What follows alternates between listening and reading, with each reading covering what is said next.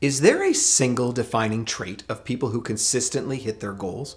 When you look at high achievers, whether that be in sports, entertainment, even that one friend who aced all their math tests in high school, it can be pretty easy to be distracted by talent. And I don't blame you. But the idea that talent is the #1 ingredient to our success couldn't be further from the truth. Let me introduce you to Angela Duckworth. She is a MacArthur Fellow and a professor of psychology at the University of Pennsylvania. And in 2016, she published a groundbreaking book called Grit. And if you haven't read it yet, you need to have it in your library. In Grit, Angela proposes the idea that we are often distracted by talent and believe it to be a key contributor to our success. We may even use our supposed lack of talent as an excuse for not pursuing our goals. But her research points to grit, defined as a personality trait that combines perseverance and passion as the true predictor of hitting your goals.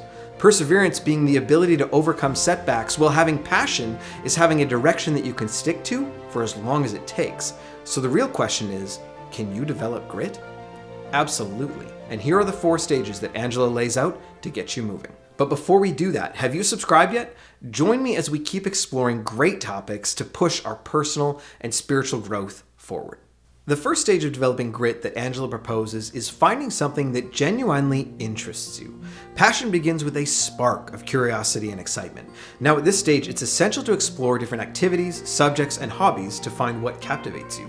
This genuine interest is the foundation of long-term commitment, so don't be afraid to go and try new things until something clicks. I think I'll stick to writing and YouTube. Also, be sure to look back on what's excited you in the past. Pay attention to activities that make you lose track of time or that you really look forward to. Now, please note, this is not the typical follow your passion advice, but rather be aware of where your interest lies and how that might best be put to use for your future self.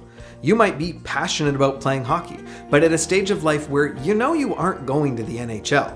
So there are so many other opportunities to have sports as a part of your life without going pro. Perhaps you could become a coach or contribute as a top player in your local league.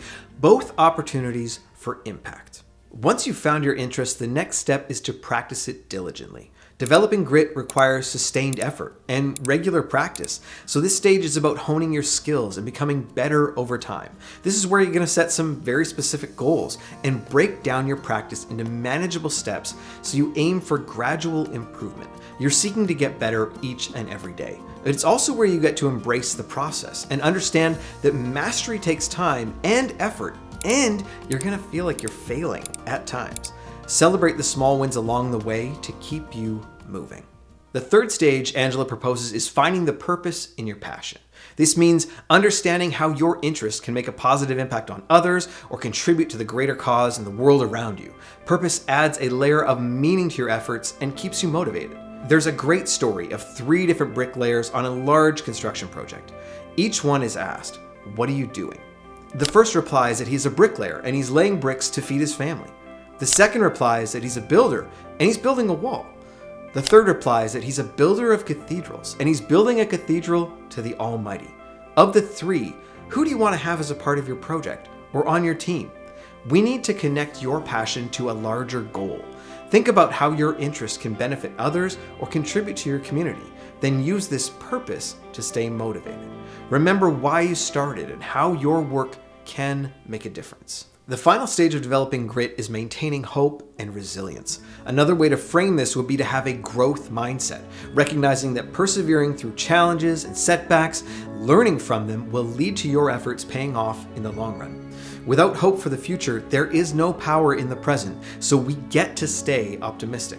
Cultivate a positive mindset and remind yourself that setbacks are a part of the journey, and then we can use failures as learning opportunities and keep pushing forward. While talent can be impressive, it is grit that truly predicts if you will hit your goal. So go develop some grit, and I'll see you in the next video.